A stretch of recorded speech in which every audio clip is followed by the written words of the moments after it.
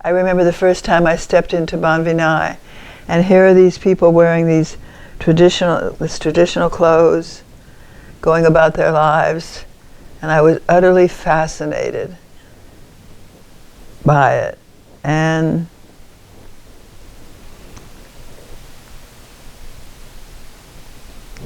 all I wanted to do was stay in the camp and get to know the people and the culture. It was so wonderful. I just loved it there. It was probably my favorite thing I've ever done, was teaching in Vinai Hmong refugee camp. It was my favorite thing. Vinai was the refugee camp that we worked in. We were educating Hmong refugees who were going to be resettled in America.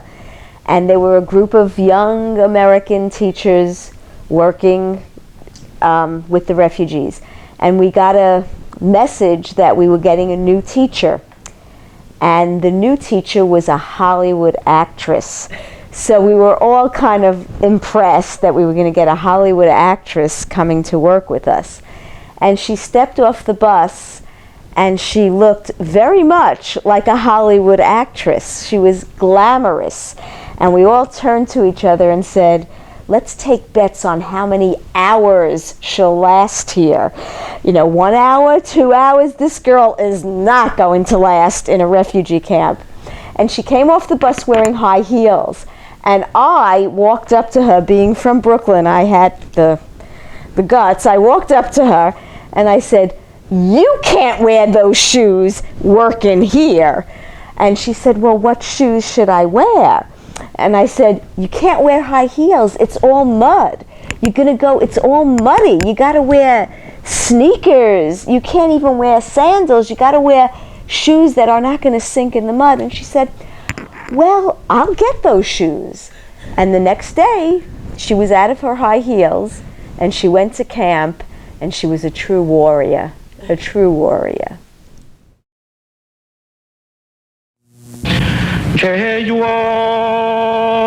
Sân cả những tiền cho du lũ tê cho lũ chơi cho tê nhẹ tê tia tê cứ cho lờ tê tiêm thổ luôn thủ tia lũ tê tu bê tê nhẹ tê tia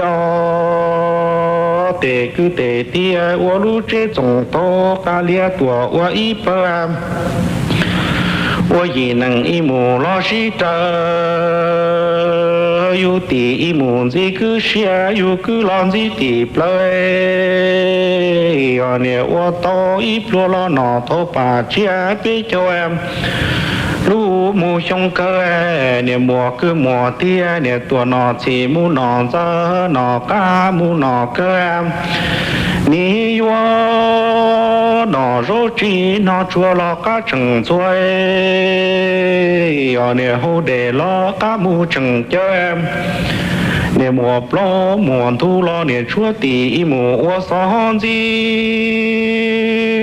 chúa cứ mùa ô son sơ mò nè rong lu xian cho lúa tờ trồng lỡ tệp ship lỡ giờ chỉ tu ai yo sân ta những tia thổ luôn thổ tia lu tê tu ai bê tê nhá tê chiam ni yo 我们这种都个厉害，木老师话我也能木是学嘛。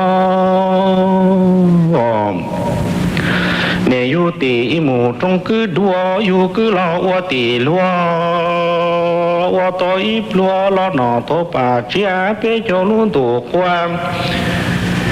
你莫念莫记莫cứ莫tí tua nọ chỉ mu nọ xóa nọ cá mu nọ lúa nè hô để lo cá chừng chơi nọ rô chi nọ chua lo cá mu chừng chua nè mùa lo mùa thu lo cho tệ xin tua nè mùa tì ô tu xe chua cứ lo ô tu xua mò cứ tì mong ngòm rõ chúa chế nè rung lũ xian đó lúa tờ trùng mua khoa.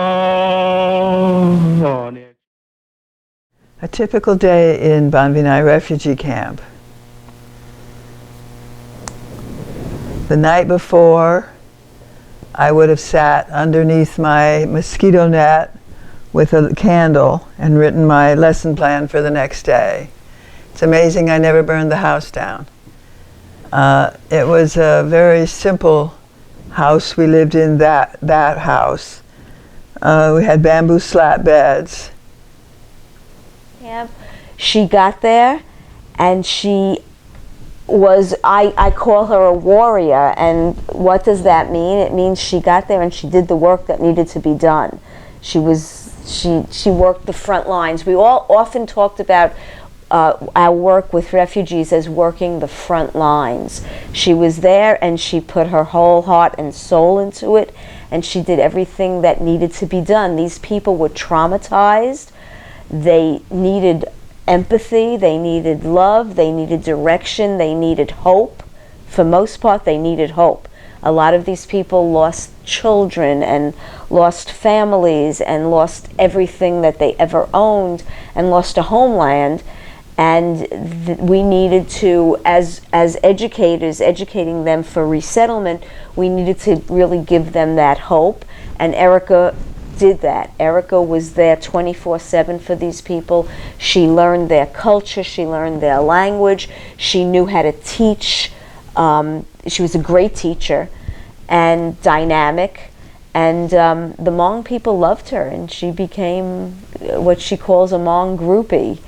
And on the weekend, all the teachers would go to town, and I would stay in the camp, and I would go around with, I had a teacher aide who spoke some English, and he helped me, and I would go around usually with him. We would go walking around the camp and visit people. And that's how I learned about Hmong culture, was going around and visiting families. It's interesting how something is completely invisible to you if you don't understand the culture. I remember going to this family, and there were these sticks, bamboo sticks, lying on the ground, and I almost stepped on them. And my teacher aide Lou said, "Oh, don't step on those." And anyone else, any Hmong person going into that area would have known that those sticks were for carrying the body of a dead baby. To me, it was completely invisible. I had no idea. I had no idea. And that's when I learned about, okay, those sticks are for carrying the body of a baby that died. And after that, if I went into a yard and there were the bamboo sticks lying there, if they were bigger, they could have been sticks for carrying an adult who died. I learned about the culture by messing up, by making mistakes. so, sweetie, 40 years later, we never lost a bond, and that's true for everybody that worked in the refugee camp. It was, like I said, frontline work, and people we met, we just always kept in touch. Whenever I come to LA, I see Erica. We've always kept in touch, and you know, we're soulmates, and we have such a incredible sharing of profession and story and a life that so few people get the privilege to live, and we lived it, so we never lose touch. And that's true not only of me and Erica, but of all the people that we worked with. We're always, you know, in touch. Hmong people, and teachers. Teachers, yes. Uh-huh. Yeah, refugees and teachers. Mm-hmm.